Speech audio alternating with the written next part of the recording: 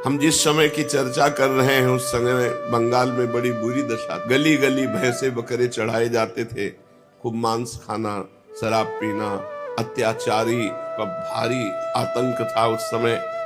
मनुष्य धर्म कर्म से हीन होकर नाना प्रकार के पाखंड धर्मों का आश्रय किए हुए थे और वाम मार्ग मतलब शास्त्र के विरुद्ध आचरणों का खूब बोलबाला था।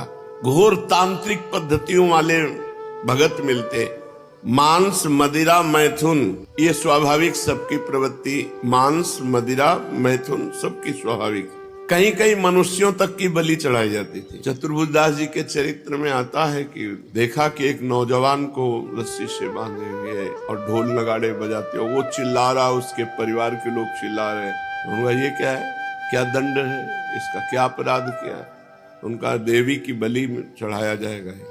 ऐसी कौन देवी है जो अपने पुत्र की बलि पा करके प्रसन्न होती है? और वो तो महान भजनानंदी संत गए, मुरली मनोहर जी उनके ठाकुर जी थे। देवी से कहा कि आज के बाद अगर मतलब मूर्ति निकल करके सिंहासन से बाहर गिरी, आज के बाद अगर किसी भी जीव की यहाँ बलि चढ़वाई तुमने, कंठी बांध दी, देवी को दीक्षा दे दी और देवी ने राजा को जाके पटक दिया रात्रि में और छाती में चढ़ के कहा आज के बाद हमारे यहाँ केवल नारियल और नींबू की बलि चढ़ेगी, अब हम वैष्णव हो गए, चतुर्भुज दास की शिष्या, अब यहाँ कोई। तो पहले नर बलि का भी विधान था, मनुष्य खरीद लिया जाता था और फिर उसको भेंट चढ़ाई जाती थी देवी की। जैसे भागवत में आता है, जड़ भरत जी को बलि के लिए ही तो ले गए थे, काली देवी की बलि के लिए। तो ऐसे ही बंगाल में भैंसे बकरे और मनुष्य तक की बलि चढ़ती थी। जब ये लिखा है उस समय की बात, ऐसी घटना सुनने में आ जाती है। लोग अपने हाथ में तलवार लेकर के पशुओं की खोपड़ी काटते और देवी को प्रसन्न करना चाहते। वैष्णव धर्म शुद्ध क्या है तो किसी को पता ही नहीं था। ऐसे देश में परम पवित्र प्रेम की धारा बहा दी महाप्रभु चैतन्य देव ने।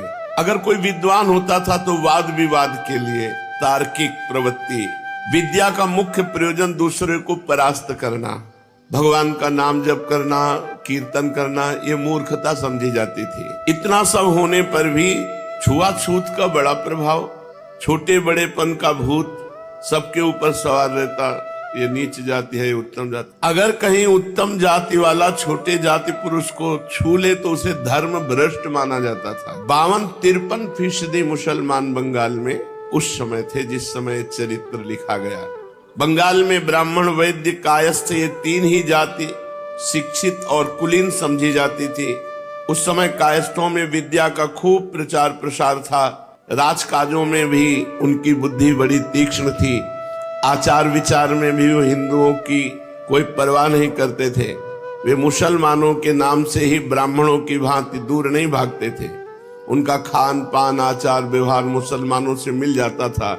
इसलिए बंगाल में अधिकांश जमींदार, ताल्लुकेदार और राजा ये कायस्थ ही होते थे।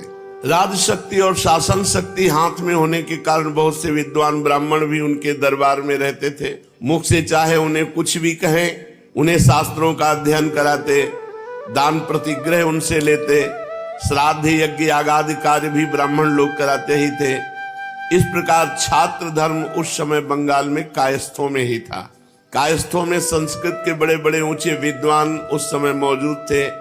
बहुत से कायस्थ जमींदारों के नाम तो मुसलमानों की ही तरह होते थे, जैसे बुद्धिमंत खां, रामचंद्र खां आदि आदि। महाप्रभु गौरांग के प्रादुर्भाव के समय गौड़ देश के शासक सुबुद्धि खां सुबुद्धि राय थे। उनके यहाँ हुसैन खां नाम का बड़ा ही आत्माभिमानी और कुशाग्र बुद्धि सेवक था। एक बार कोई काम बिगड़ जाने पर राजा ने उसकी पीठ पर क्रोध में चाबुक मार दिया। इससे हुसैन खां अभिमानी स्वभाव का, उसने मन ही मन ठान लिया कि अब तुम्हें राज्य पद से हम गिरा के ही रहेंगे, प्रतिज्ञा कर ली। बुद्धिमान तो था ही, उसने बड़े बड़े अधिकारियों से धीरे धीरे मिला और राजा के प्रति द्वेष खड़ा किया और सभी को साम दाम दंड और भेद आदि नीतियों का आश्रय लेकर सब सेनापति सेना अपने कब्जे में की और राजा को कैद करवा लिया, सुबुद्धि खां को। स्वयं गौड़ देश का राजा बन गया हुसैन खां। सुबुद्धि राय जब हुसैन खां के बंदी थे तो उनकी स्त्री ने सलाह दी कि इसे जान से मार दो, किंतु हुसैन खां इतनी नीच प्रकृति का मनुष्य नहीं था। उसने कहा चाहे इसने मेरे साथ कैसा भी बर्ताव किया हो, आखिर तो ये मेरा स्वामी रहा है और मैंने इसका नमक खाया है। मैं इसको मारूंगा तो नहीं, पर बंदी बना के रखूंगा। कुछ दिन बंदी बना के रखा और फिर छोड़ दिया, किंतु उसने पहले अपने जूठे पानी को पिलाया, जबरदस्ती उसे धर्म भ्रष्ट किया। सुबुद्धि खां को, सुबुद्धि राय को, उनके सेवक हुसैन खां ने स्वयं राजा बन गया और उसे अपने जूठा खिलाया। अब राज्यच्युत और धर्म भ्रष्ट सुबुद्धि राय ने गौड़ देश के पंडितों से इस पाप का प्रायश्चित की व्यवस्था पूछी। धर्म के मर्म को भली भांति जानने वाले विद्वान ब्राह्मणों ने बहुत बढ़िया व्यवस्था बताई। उन्होंने कहा इस पाप का प्रायश्चित है प्राण त्याग, इसके अतिरिक्त दूसरा कोई नहीं, तब तुम पवित्र होगे। ये पहले की व्यवस्था थी। जन्म से राज सुखों को भोगने के आदि और ऐशो आराम में पले हुए सुबुद्धि राय की बुद्धि ने ब्राह्मणों की इस व्यवस्था को स्वीकार नहीं किया। वे कोई और व्यवस्था चाहते थे, इसलिए वाराणसी के पंडितों के पास गए। काशी के पंडित कोई घाट थोड़े ही थे, शास्त्रों का अध्ययन उन्होंने भी किया था, उन्होंने भी वही व्यवस्था रखी। सुबुद्धि राय इधर उधर भटकते हुए अपने जीवन को बिताने लगे। कालांतर में जब चैतन्य महाप्रभु वाराणसी पधारे थे, उनका नाम सुनकर उनकी शरण में आए, तब महाप्रभु ने कहा कि इस व्यवस्था की कोई जरूरत नहीं, केवल हरि नाम लो सब पवित्र हो जाओ। कितना सुंदर, भगवान नाम लेते ही जीव परम पवित्र हो जाता है। प्राण त्यागने से कुछ नहीं मिलता। जाओ वृंदावन वास करो और अहरनिश श्री कृष्ण नाम जप करो। महाप्रभु ने व्यवस्था दी थी। ये है परम पावन व्यवस्था। चावल की भूसी में आग लगा कर ये सब कैसे कैसे कैसे कैसे विधान शास्त्रों में पढ़ करके बताए जाते थे। कितना बड़े हरि परम पवित्र हो गए, कृष्ण परम पवित्र हो गए। जाओ महात्माओं की सेवा करो वृंदावन में और वृंदावन वास करो, अहरनिश कृष्ण नाम चिंतन करो, तुम परम पवित्र हो जाओगे। सतरति सतरति सा लोकांतारयति। भगवान नाम जब से करोड़ों करोड़ों जन्मों के पाप नष्ट हो जाते हैं। एक जन्म के पाप की कौन बात करे। प्रभु की आज्ञा सिरोधार्य करके वृंदावन में आकर रहने लगे और जंगलों में सूखी लकड़ियां बिनते, जो 2-4 पैसे की बिकती उससे साधु सेवा करते। आप तो 1 पैसे के चना खाते और 2-3 पैसे की कोई सामग्री खरीद कर साधु सेवा करते। वृंदावन में संत सेवा का बहुत बड़ा प्रभाव है। हुसैन खां राजगद्दी पर बैठते ही अपना शासन जमाने के लिए स्थान स्थान पर अपने काजियों को नियुक्त किया। बहुत से लोगों को इलाकों का ठेका दे दिया। वे एक प्रकार से पट्टेदार जमींदार ही समझे जाते थे। लोगों से लगान वसूल करके नियमित रकम तो बादशाह को देते, शेष जो बचती उसे अपने पास रख लेते। इस प्रकार नवद्वीप में बुद्धिमंत खां, हरिपुर ग्राम में गोवर्धन दास मजूमदार, कुलीन ग्राम में मालाधार और खेतूर ग्राम में कृष्णानंद दत्त आदि इन कायस्थ जमींदारों को भी ठेके दिए गए। अधिकांश ठेकेदार मुसलमान अथवा कायस्थ ही होते थे। नवद्वीप में चांद खां नाम के काजी की नियुक्ति की गई और जगन्नाथ तथा माधव जगाई मधाई नाम के क्रूर कर्मा 2 ब्राह्मण भाइयों का वहां का कोतवाल बनाया गया। नवद्वीप के बेल पोखरिया नामक मोहल्ले में चांद खां की कचहरी थी। उस समय काजी मुंसिफ या जज का काम करते थे। वे हिंदू मुसलमानों के झगड़ों का फैसला करते थे। इसी प्रकार एक मुलूक नाम का काजी शांतिपुर के समीप गंगा जी की धारा के पास रहता था। नवद्वीप उस समय बंगाल भर में विद्या का सर्वश्रेष्ठ केंद्र समझा जाता था। उसमें संस्कृत विद्या की 50 पाठशालाएं थी, जो टोल के नाम से विख्यात थी। दूर दूर से विद्यार्थी आ करके नवद्वीप में विभिन्न शास्त्रों का अध्ययन करते और नवद्वीप के नाम को देशव्यापी बनाते। उस समय संस्कृत के प्रधान केंद्र नवद्वीप ने बहुत से लोक प्रसिद्ध पंडितों को उत्पन्न किया। मिथिला से न्याय के ग्रंथ को कंठस्थ करके उसका बंगाल और उड़ीसा में प्रचार करने वाले वासुदेव सार्वभौम उन दिनों नवद्वीप में ही पढ़ते थे। उस समय विद्वानों में नैयायिक रामचंद्र, सार्वभौम, विद्यावागीश, महेश्वर, विशारद, नीलांबर चक्रवर्ती, अद्वैताचार्य, गंगादास आदि का नाम विशेष उल्लेखनीय है। सार्वभौम के विद्यार्थियों में रघुनाथ दास, भवानंद, रघुनंदन, कृष्णानंद तथा मुरारी गुप्त आदि लोग प्रसिद्ध और भारी विद्वान हुए। इस प्रकार उस समय नवद्वीप बंगाल भर में विद्या का एक प्रधान स्थान समझा जाता था। सैकड़ों विद्यार्थी एक साथ ही गंगा जी के घाटों पर स्नान करते और परस्पर में शास्त्र चर्चा करते बड़े ही भले मालूम पड़ते। चारों ओर पंडितों की ही चहल पहल रहती। कहीं न्याय की फक्कियाएं चल रही तो कहीं व्याकरण की पंक्तियां पूछी जा रही। सभ्य और धनी मानी पुरुषों में भी संस्कृत विद्या का आदर था।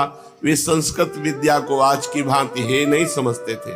इसी कारण अध्यापक तथा विद्यार्थियों को भोजन वस्त्रों की कमी नहीं रहती। धनी पुरुष उनके खाने पहनने की स्वयं ही श्रद्धा भक्ति के साथ प्रबंध कर देते। ऐसे ही घोर क्रांति के समय में इस विद्या व्यासंगिनी पुरी में महाप्रभु चैतन्य देव का जन्म हुआ। उन्होंने अपनी भक्ति भागीरथी की बाढ़ में सभी पंडितों के नास्तिकवाद को एक साथ ही बहा दिया। उनके भक्ति भाव के ही कारण नवद्वीप भावुक भक्तों का अड्डा और भक्ति का केंद्र बन गया। सचमुच वही माता होने का सौभाग्य है, वही माता सार्थक है, वही माता धन्य है जिसके गर्भ से भगवान के भक्त का जन्म हुआ हो। कुलम पवित्रम जननी कृतार्था वसुंधरा पुण्यवती च तेन। धन्य है वो भूमि, धन्य है वो गांव, धन्य है वो माता पिता जिसके कुल में भगवान का भक्त पैदा हो। नाम प्रसंग कहे तू प्रदेश, जहां या धर्म धन्य सो देश। धन्य सो कुल जे जन्म भयो, धन्य सो तात, धन्य सो माय, संतत सकल सुनो चित लाए। जिसके गर्भ से भगवत भक्त पुत्र का जन्म हुआ हो। जन्म और मृत्यु ही जिसका स्वरूप है। ऐसे परिवर्तनशील संसार में गर्भ धारण तो प्रायः सभी योनियों की माताएं करती हैं, किंतु सार्थक गर्भ उसी का कहा जा सकता है जिसके गर्भ से उत्पन्न हुए पुत्र के ऊपर हरिभक्तों की मंडली में हर्ष ध्वनि होने लगे। जिसके दर्शन मात्र से भक्तों के शरीर में स्तंभ, स्वेद, रोमांच और स्वर भंगादि सात्विक भावों का उदय आप से आप होने लगे। अथवा जिसके ऊपर विद्वान तथा सूरवीरों की सभा में सभी लोगों की समान भाव से उसी के ऊपर दृष्टि पड़े। धन्य है वो माँ जो ऐसे वीर महाभागवत को जन्म देती है।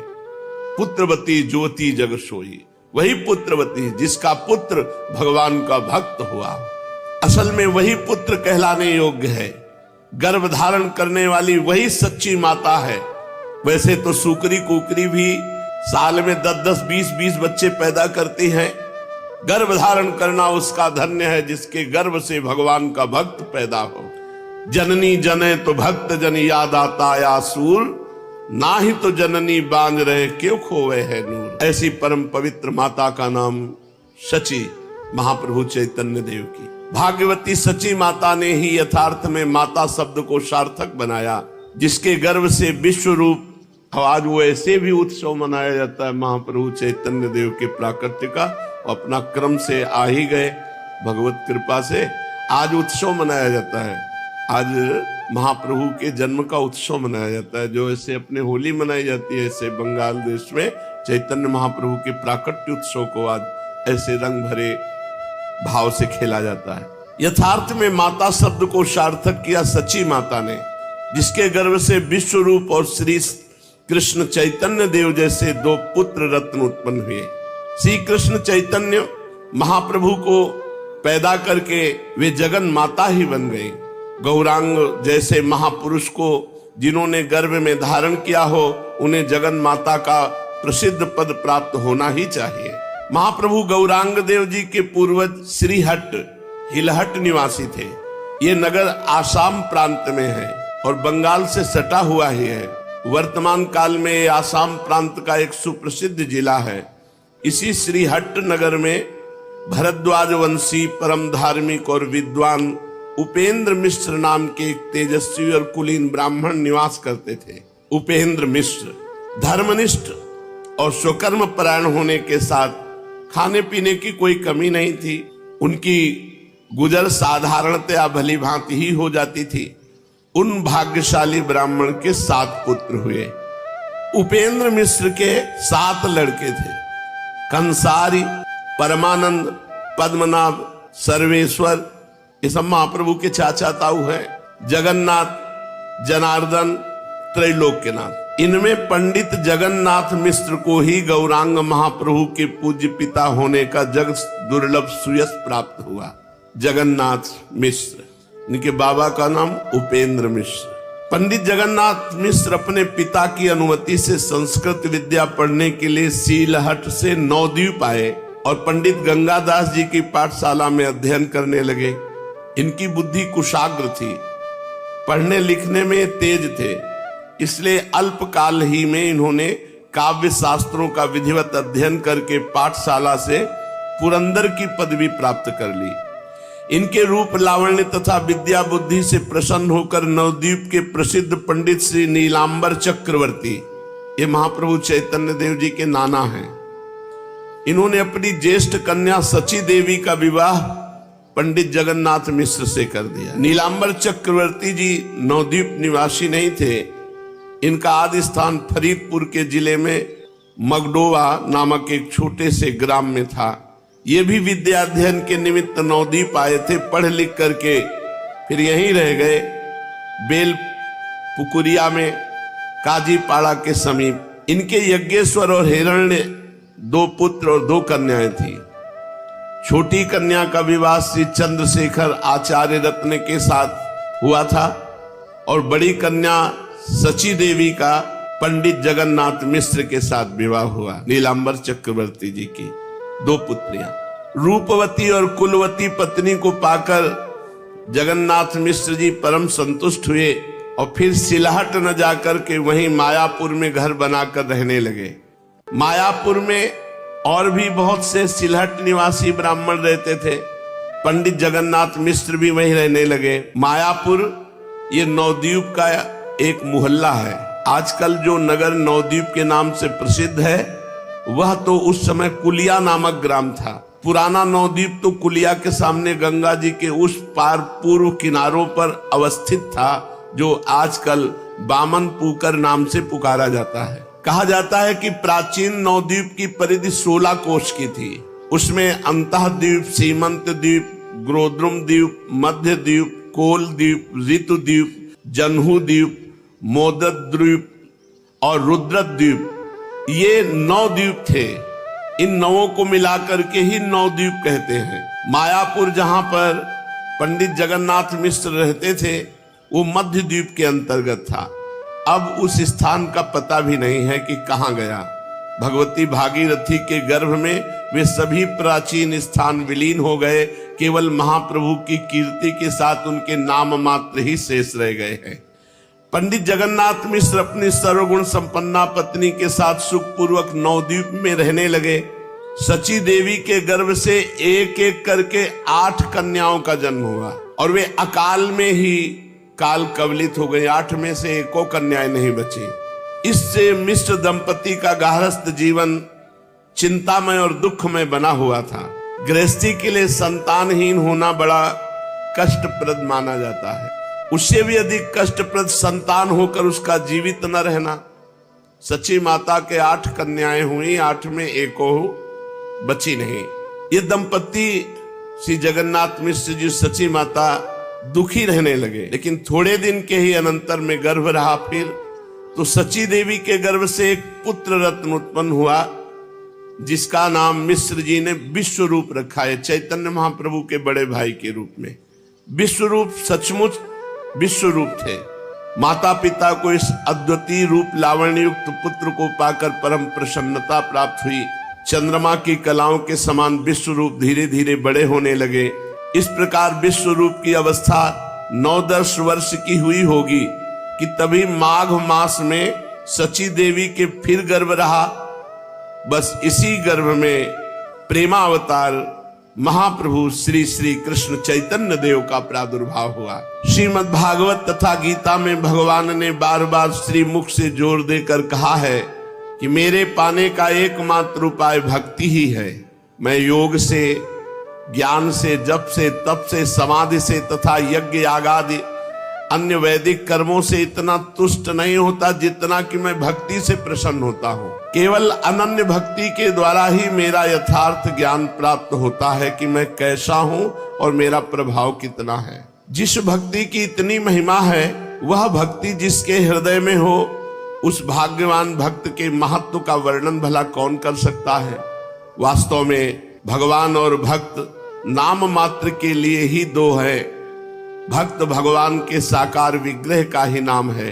भगवान स्वयं ही कहते हैं, मैं तो भक्तों के अधीन हूं, कोई मेरा अपराध कर दे तो उसे मैं क्षमा कर भी सकता हूं, किंतु मेरे भक्त का जो द्रोही है, भक्त का अपराध करने वाला है, तो मैं क्षमा करने में असमर्थ हूं। भगवान भक्तों की महिमा को बतलाते हैं कि मैं भक्तों के पीछे पीछे सदा इसलिए घूमा करता हूं कि उनके चरणों की धूल उड़कर मेरे ऊपर पड़ जाए तो मैं पावन हो जाऊं। यही तक नहीं, भगवान स्वयं भक्तों का भजन करते हैं। भगवान हस्तिनापुर में ही विराजमान थे। महाराज युधिष्ठिर प्रायः हर समय ही उनके पास रहते थे। उन्हें भगवान के बिना चैन ही नहीं पड़ता था। एक दिन रात्रि के 12 बजे महाराज युधिष्ठिर भगवान के स्थान पर पहुंचे तो उस समय भगवान ध्यानस्थ बैठे हुए थे।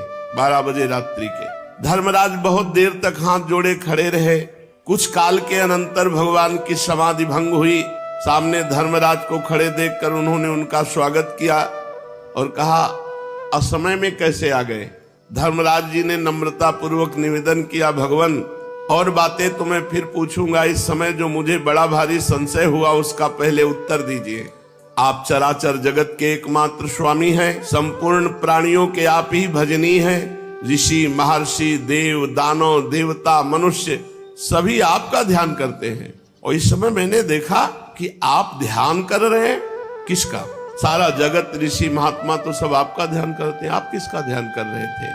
ये मुझे बड़ा कौतूहल हुआ। आप किसका ध्यान कर सकते हैं? धर्मराज के प्रश्न को सुनकर भगवान हंसे और मंद मंद मुस्कान के साथ बोले, धर्मराज, ये ठीक है कि संपूर्ण जगत मेरा भजन करता है, किंतु मैं अपने भक्तों का भजन करता हूँ। मैं सदा भक्तों के ध्यान में मग्न रहता हूँ। ये सुनकर धर्मराज ने पूछा, इस समय आप किस भक्त का ध्यान कर रहे थे प्रभु? भगवान ने गदगद कंठ से कहा, जिन्होंने सर्वस्व त्याग कर केवल मेरे में ही अपने मन को लगा रखा है, जो 6 महीने से बाणों की सैया पर बिना कुछ खाए पिए मेरे अनन्य ध्यान में मगन है। मैं उन भक्तराज भीष्म पितामह का ध्यान कर रहा था। भगवान की भक्त वत्सलता की बात सुनकर भक्ति की सर्वश्रेष्ठता के संबंध में किसे संशय रह सकता है। भगवान ही इस जगत के एकमात्र आश्रय हैं।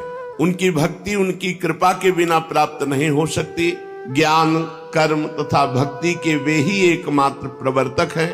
जब कर्म की शिथिलता देखते हैं तब आप नरपति विशेष के रूप में उत्पन्न होकर कर्म का प्रचार करते हैं। जब ज्ञान का लोप देखते हैं तब मुनि विशेष के रूप में प्रकट होकर ज्ञान का प्रसार करते हैं। और जब भक्ति को नष्ट होते देखते हैं तब भक्त विशेष का रूप धारण करके भक्ति की महिमा बढ़ाते हैं। उन्हें स्वयं कुछ भी कर्तव्य नहीं होता, क्योंकि वो स्वयं परिपूर्ण स्वरूप है। लोक कल्याण के निमित्त वे स्वयं आचरण करके लोगों को शिक्षा देते हैं। भगवान के लिए कोई बात सहसा या अकस्मात नहीं है। जिस प्रकार नाटक का एक अभिनय देखने के अनंतर हम प्रतीक्षा करते रहते हैं कि देखें अब क्या होगा, इतने में ही रंगमंच पर सहसा दूसरे नए पात्रों को देखकर हम चकित हो जाते हैं। किंतु नाटक के व्यवस्थापक के लिए इसमें सहसा या अकस्मात कुछ भी नहीं। वो जानता है इसके बाद इनको पेश करना है। उसे आदि से अंत तक संपूर्ण नाटक का पता है कि इसके बाद कौन सा पात्र क्या अभिनय करेगा। इसी प्रकार इस जगत के रंगमंच पर भगवान जो नाटक खेला रहे हैं उसका उन्हें रत्ती रत्ती का पता है। उनके लिए भविष्य के गर्भ में कोई बात छिपी नहीं। भविष्य का पर्दा तो हम अज्ञानियों के नेत्रों पर पड़ा हुआ है। हम किसी घटना को देखकर ही उसे नई और सहसा उत्पन्न हुई बताने लगते हैं। यही हमारी अपूर्णता है। कार्य को देखकर कारण के संबंध में सोचते हैं, किंतु दिव्य दृष्टि वाले कारणों को पहले ही समझ जाते हैं, इसलिए उन्हें किसी भी घटना में कोई आश्चर्य नहीं होता। साके 1407 संवत 1542 विक्रमी फाल्गुन की पूर्णिमा का शुभ दिवस जो कल निकल गया। आज उत्सव मनाया जाता है जन्म का, महाप्रभु का गौर पूर्णिमा कही जाती है, जो कल पूर्णिमा गई। संपूर्ण भारतवर्ष में प्रसन्नता छाई हुई है। रामकृष्ण के मानने वाले सभी हिंदुओं के घरों में अपनी अपनी शक्ति के अनुसार सुंदर सुंदर पकवान बनाए गए हैं। सबों ने अपने अपने घरों को लीप पोत कर स्वच्छ और सुंदर बनाया है। बहुत पहले सतयुग में आज के दिन भक्तराज प्रहलाद ने अग्नि में प्रवेश करके भक्ति की विशुद्धता, पवित्रता और निर्मलता दिखाई थी। भगवत भक्ति के कारण उनके पिता की भगनी होली, जो इन्हें गोद में लेकर अग्नि में बैठी थी, स्वयं जल गई, किंतु प्रहलाद जी का बाल भी बाका नहीं हुआ।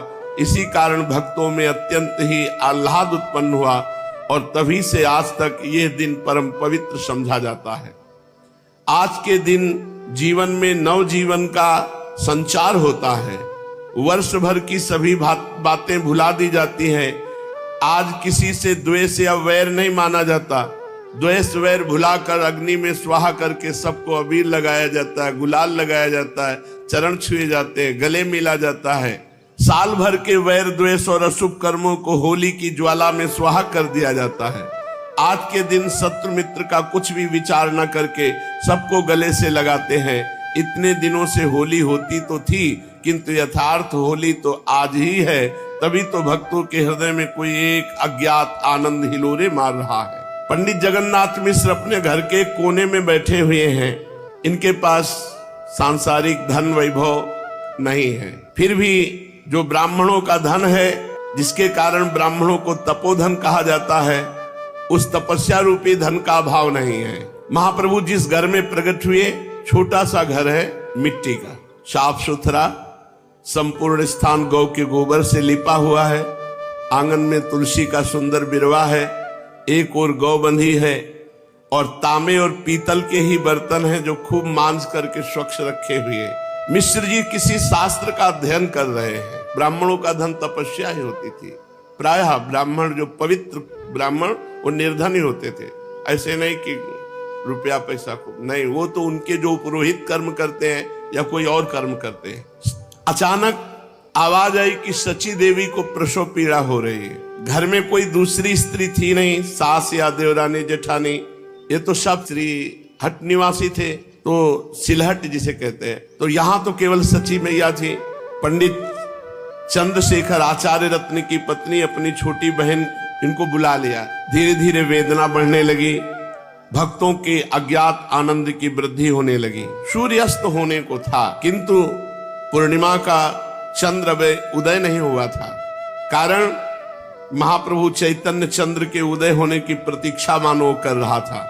राहु ने सुअवसर पाकर चंद्रमा को ग्रस लिया था। उस दिन चंद्र ग्रहण था, तो स्नान करने के निमित्त नवद्वीप के सभी घाटों पर स्त्री पुरुषों की भारी भीड़ लगी हुई थी गंगा जी स्नान के लिए। असंख्यों नर नारी उस पुण्य अवसर पर स्नान करने के निमित्त सब गंगा जी के किनारे एकत्र थे। उच्च स्वर से राम कृष्ण हरि की मधुर ध्वनि, भगवान नाम कीर्तन, जिसको जो भावे वो भगवान का नाम ले रहा था। सब प्रेमोन्मत्त, पता नहीं कि कौन सी लहर दौड़ी कि जितने गंगा स्नान करने आए थे सब नाच रहे हैं, आनंदित हो रहे हैं, हरि बोल कहकर। क्यों? क्योंकि इस समय नामावतार श्री गौरांग देव चैतन्य महाप्रभु का प्रादुर्भाव हुआ। सची देवी की बहन ने ये शुभ समाचार जगन्नाथ मिश्र को सुनाया कि तुम्हारे पुत्र हुआ है। 10 वर्ष के बड़े भ्राता विश्वरूप जी थे। मिश्र जी की प्रसन्नता का तो कुछ ठिकाना ही न रहा। वे तो अत्यधिक आनंदित हो गए, आनंद की सीमा न रही। क्षण भर में मोहल्ले भर में समाचार फैल गया। स्त्री पुरुष जिसने भी सुना वही जगन्नाथ मिश्र जी के घर दौड़ा आया। अद्वैताचार्य की धर्मपत्नी श्रीवास जी की स्त्री सची देवी की जितनी अंतरंग सहेलियां थी, सब बच्चे को देखने के लिए आ गई। विश्वरूप के द्वारा समाचार पाकर सची देवी के पिता नीलांबर चक्रवर्ती भी, जो उनके नाना थे, उपस्थित हुए। वे प्रसिद्ध ज्योतिषी थे। उन्होंने उसी समय जन्म के समय से गणना करके लग्न निकाली और जन्म कुंडली बनाकर ग्रहों के फल देखने लगे। इतने शुभ ग्रहों को देखकर वे आनंद में गदगद हो उठे। मिश्र जी बोले, बालक साधारण बालक नहीं है, ये महान पुरुष होगा। इसके द्वारा असंख्यों जीवों का कल्याण होगा। इसके राजग्रह स्पष्ट बता रहे हैं कि ये असाधारण महापुरुष होगा। इस प्रकार ग्रहों का फल सुनकर मिश्र जी के आनंद की और भी अधिक वृद्धि हुई। उस समय उन्हें अपनी निर्धनता पर कुछ खेद हुआ। उनका हृदय कह रहा था कि यदि मेरे पास इस समय कुछ होता तो मैं दान करता। फिर भी जो कुछ जैसा आनंद उत्सव मनाया। रात्रि आनंद और उत्साह में व्यतीत हुई। तो दूसरे दिन धुलेड़ी थी। उस दिन परस्पर अबीर गुलाल और रंग से लोग होली खेलते हैं। अपने तो सौभाग्य हो गए कि क्रम से महाप्रभु के जन्मदिन में ही जन्मदिन का चरित्र आया। क्रम से आया, कोई अपना अनुष्ठान तो नहीं किया, क्रम से आ गया अपने आप। उस दिन सुबह धुलेड़ी थी। अबीर गुलाल और रंग से लोग होली खेलते हैं। कट्टर से कट्टर पंडित भी इस स्पर्शा स्पर्श का भेद नहीं मानते। सभी परस्पर में मिलते हैं। उस दिन भक्तों में महान आनंद रहा। एक दूसरे पर उत्साह के साथ रंग गुलाल दधी हल्दी डाल रहे, मानो नंदोत्सव मनाया जा रहा हो। भक्तों ने अनुभव किया कि मानो आकाश में देवता उनकी प्रसन्नता और अपनी प्रसन्नता मिलाकर जय घोष कर रहे हैं, क्योंकि भक्तों को अभयदान देने के लिए महाप्रभु चैतन्य देव प्रकट हुए हैं। संपूर्ण नवद्वीप ही नहीं, संपूर्ण देश में भक्ति भागीरथी की एक ऐसी मनोरम बाढ़ आवेगी जिसके द्वारा सभी जीव पावन बन जाएंगे और चारों ओर हरि बोल यही सुमधुर ध्वनि सुनाई पड़ेगी। पंडित जगन्नाथ मिश्र और सची देवी की मानसिक प्रसन्नता को वही अनुभव कर सकता है जिसकी अवस्था महाराज दशरथ और जगन माता कौशल्या की सी हो, अथवा देवकी और वसुदेव की जो प्रसन्नता हुई वही प्रसन्नता मिश्र दंपति के हृदय में विद्यमान थी। सची देवी की क्रमशः 8 कन्याएं प्रसव होने के कुछ काल ही पश्चात परलोक गामिनी बन चुकी थी। इस वृद्धावस्था में दंपति संतान सुख से निराश हो चुके थे कि भगवान का अनुग्रह हुआ और विश्वरूप का जन्म हुआ। विश्वरूप यथा नाम तथा गुण ही थे। इनका रूप विश्व को मोहित करने वाला था, किंतु इनमें बालोचित चांचल्य इनमें बिल्कुल नहीं था। चेहरे पर परम शांति विराजमान थी। माता पिता इस सर्वगुण संपन्न पुत्र के मुख कमल को देखकर मन ही मन प्रसन्न हुआ करते थे। अब भगवान की कृपा का क्या कहना, विश्वरूप के बाद दूसरे बालक को देखकर तो मिश्र दंपति अपने आप को ही भूल गए थे। सब बालक 9 महीने या अधिक से अधिक 10 महीने गर्भ में रहते हैं, किंतु गौरांग महाप्रभु 13 महीने गर्भ में रहे। 13 महीने। 7 महीने में भी बहुत से बच्चे होते हैं और प्रायः वो जीवित भी रहते हैं, किंतु वे बहुधा क्षीणकाय होते हैं। बात यह कि 6 महीने में गर्भ के बच्चे के सब अवयव बनकर ठीक होते हैं। 7वें महीने में जाकर उसमें जीवन का संचार प्रतीत होता है। जीवन का संचार होते ही बच्चा गर्भ से बाहर होने का प्रयत्न करता है। जो माताएं कमजोर होती उनका प्रसव 7 ही महीनों में हो जाता है, किंतु बहुधा 7वें महीने में बच्चे का प्रयत्न निर्बल होने के कारण असफल ही होता है। बाहर निकलने के प्रयत्न में बालक बेहोश हो जाता है और वो बेहोशी 2 महीने में जाकर ठीक होती है। जो बच्चे 8 महीनों में हो जाते हैं वे बचते ही नहीं, क्योंकि एक तो पहली बेहोशी और दूसरी प्रसव की बेहोशी, इसलिए कमजोर बालक उसे सह नहीं सकते। 10 महीने का बच्चा खूब तंदुरुस्त होता है और 13 महीने गर्भ में रहने के कारण गौरांग महाप्रभु बहुत ही तेजस्वी साल भर के से प्रतीत हो रहे थे। इनका शरीर खूब मजबूत, अंग भी अवयव सुगठित सुंदर थे और गोरे थे। तपाए हुए स्वर्ण की भांति इनके शरीर का वर्ण था। छोटी छोटी दोनों भुजाएं खूब उतार चढ़ाव की थी। हाथ की उंगली कोमल रक्त वर्ण की बड़ी सुहावनी प्रतीत होती थी। छोटे छोटे गुदगुदे पैर, मांस से छिपे हुए सुंदर टखने, सुंदर गोल गोल पिंडलियां और मनोहर उरुद्वय। छोटे कमल के समान सुंदर मुख, बड़ी बड़ी आंखें, सुंदर पैनी नासिका बड़ी ही भली मालूम पड़ती थी। गर्भ के सभी बालकों के इतने मुलायम बाल होते हैं कि वे रेशम के लच्छों को भी मात करते हैं, किंतु गौरांग के बाल तो अपेक्षाकृत अन्य बालकों के बालों से बहुत बड़े थे। काले काले सुंदर घुंघराले बालों से उस सुचारू मुख की शोभा बड़ी, मानो किसी अधिक रसमय कमल के ऊपर बहुत से भौरे आकर स्वेच्छा पूर्वक रसपान कर रहे हों। सची माता गौरांग महाप्रभु की उस रूप माधुरी को बार बार निहारती और आश्चर्य सागर में गोते लगाने लगती। वो बच्चे के सौंदर्य में एक अपूर्व तेज का अनुभव करती। धीरे धीरे 1 महीने के महाप्रभु जब हुए तो बंगाल की ओर माता 21 दिन में अथवा महीने भर में प्रसूति घर से बाहर होती है, तभी षष्ठी पूजा होती है। नामकरण संस्कार प्रायः 4 महीनों में होता है, किंतु अब तो लोग बहुत पहले भी करने लगते हैं। 1 महीने के बाद गौरांग का निष्क्रमण संस्कार हुआ। सखी सहेलियों के साथ सची देवी बालक को लेकर गंगा स्नान करने के निमित्त गई। वहां जाकर विधि पूर्वक गंगा जी का पूजन किया। फिर षष्ठी देवी के स्थान पर उनके पूजन के निमित्त गई। ये षष्ठी देवी कौन है? इनके संबंध में पृथक पृथक देशों की पृथक पृथक मान्यता है। ये कोई शास्त्रीय देवी नहीं है, एक लौकिक पद्धति है। बहुत जगह तो ये बालकों के अशुभ को मिटने वाली समझी जाती है और इसीलिए बालक के कल्याण के निमित्त इनकी पूजा करते हैं। और हमारी तरफ बालक के जन्म के 6ठे दिन छठी देवी का पूजन होता है। घर की सबसे मान्य स्त्री पहले पूजा करती है, फिर संपूर्ण कुल परिवार की स्त्रियां आकर पूजा करती हैं, भेंट चढ़ाती हैं। मान्य स्त्री उन सबको खाने के लिए सीरा, पूड़ी, अन्य वस्तुएं देती है। हमारी ओर भावी माता को ही षष्ठी मानते हैं। ऐसी मान्यता है कि भावी माता उसी दिन रात्रि में आकर बालक की आयु भर का शुभाशुभ भाग्य में लिख जाती है। बालक के भाग्य को खूब अच्छा लिखा जाए, इसलिए उसकी प्रसन्नता के निमित्त उसका पूजन करते हैं।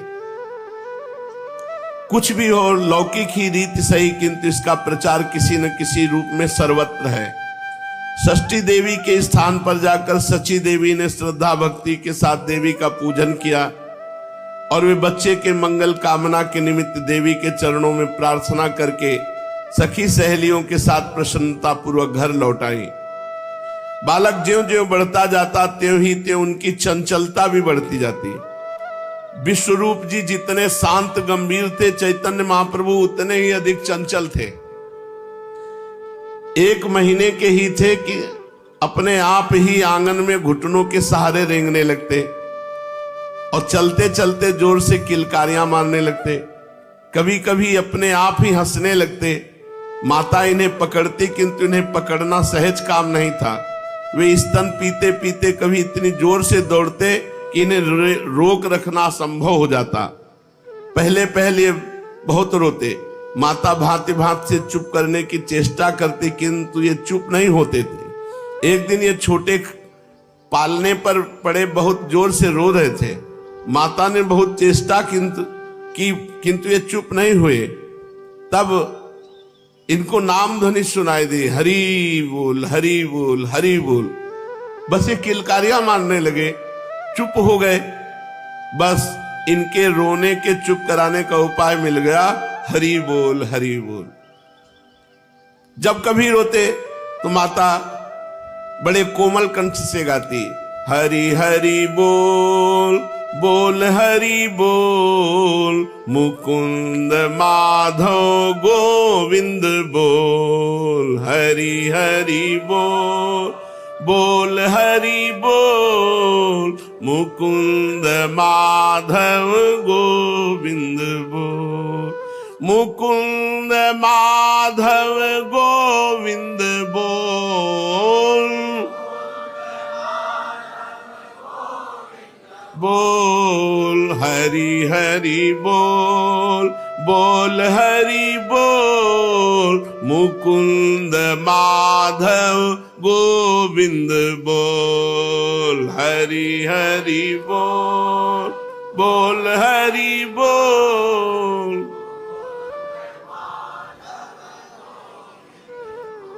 बस सुनते ही महाप्रभु रोना बंद करते, चुप हो जाते। अब तो मोहल्ले की स्त्रियां भी एकत्रित होने लगी और प्यार से सब एकत्रित होकर यही गाती। अब पूरे दिन सची माता के घर में हरि बोल है। ये महाप्रभु का प्रभाव। अभी तो घुटने के बल चलते हैं। पूरे मोहल्ले की माताएं एकत्रित हो जाती, बालक की किलकारियां देखने के लिए हरि बोल हरि बोल हरि बोल। सची देवी के घर आ बैठी थी। सची देवी का स्वभाव बहुत ही मधुर था। उनके घर में जो भी आती उसका खूब प्रेम पूर्वक सत्कार करती, घर का काम काज छोड़कर उनसे बातें करने लगती। इसलिए सभी भली स्त्रियां अपना अधिकांश समय सची देवी के यहाँ बिताती। वे सभी मिलकर गौरांग को खिलाती। बच्चे की जिसमें प्रसन्नता हो खिलाने वाले उसी काम को बार बार करते हैं। तो गौरांग महाप्रभु प्रसन्न होते, हरि बोल किलकारियां मारते, तो स्त्रियां बार बार हरि बोल ऐसे सुनाती। कभी कभी सब मिलकर एक स्वर कीर्तन में महाप्रभु को आनंदित करती। यही हरि बोल बोल हरि बोल, मुकुंद माधव गोविंद बोल। महाप्रभु के घर में नाम कीर्तन की अखंड ध्वनि चल पड़ी। चार गई फिर आई, वो कीर्तन कर रहे, क्योंकि महाप्रभु इसी में मुस्कुराते, इसी में किलकारियां करते। धीरे धीरे चैतन्य महाप्रभु 4 महीने के हुए। मिश्र जी ने शुभ मुहूर्त में बालक के नामकरण संस्कार की तैयारियां की। अपने सहपाठी प्रेमी पंडितों को उन्होंने निमंत्रित किया। ब्राह्मणों ने विधि विधान के साथ वेद पाठ और हवन किया। महाप्रभु के नाना नीलांबर चक्रवर्ती जी ने जन्म नक्षत्र के अनुसार बालक का नाम विश्वंभर रखा। किंतु जन्म की राशि के नाम प्रायः बहुत कम प्रचलित होते हैं। बच्चे का नाम तो माता पिता अपनी राजी से ही रख लेते हैं। ये सब जगह की रिवाज है। बच्चे का आधा नाम लेने में ही सबको आनंद आता है, इसलिए बच्चे का कैसा भी नाम क्यों ना उसे तोड़ मरोड़ कर आधा ही बना लेते हैं। ये प्रगाढ़ प्रेम का एक मुख्य अंग है। सची देवी ने सखियों ने गौरांग का नाम रख लिया निमाई। निमाई के नाम के संबंध में लोगों के भिन्न भिन्न मत हैं। कईयों का कहना है कि जब ये उत्पन्न हुए थे तब धात्री को ऐसा प्रतीत हुआ कि इनके शरीर में प्राणों का संचार नहीं हो रहा है। ये प्रसव के अनंतर अन्य बालकों की भांति रोए नहीं। जब इनके कान में हरिमंत्र बोला गया, हरिनाम, तब ये रोने लगे।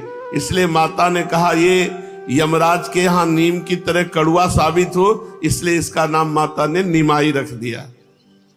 बहुतों का मत है कि इनके प्रसव गृह एक नीम के वृक्ष के नीचे था, इसलिए इनका नाम निमाई रखा गया।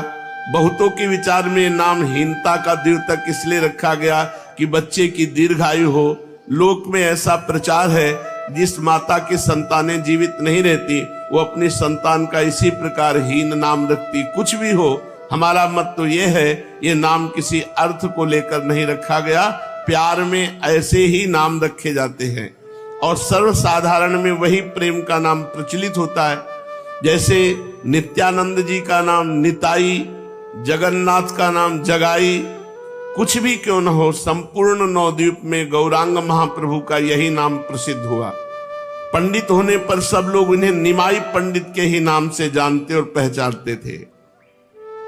नाम संस्कार के अनंतर पिता ने इनके स्वभाव की परीक्षा करने के लिए इनके सामने रुपया, पैसा, अन्न, वस्त्र, द्रव्य, शस्त्र और पुस्तकें रख दी और बड़े प्रेम से बोले, बेटा इनमें से किसी चीज को उठा लो।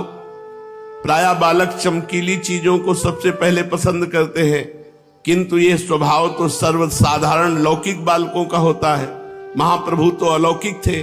झट इन्होंने सबसे पहले श्रीमद् भागवत के ग्रंथ पर हाथ रख दिया। सभी को बड़ी प्रसन्नता हुई। सबने एक स्वर में कहा, निमाई बड़ा भारी पंडित होगा, होनहार बिरवान के होत चीकने पात, इसीलिए गौरांग ने धरा ग्रंथ पर हाथ। ओत प्रोत परिप्लावित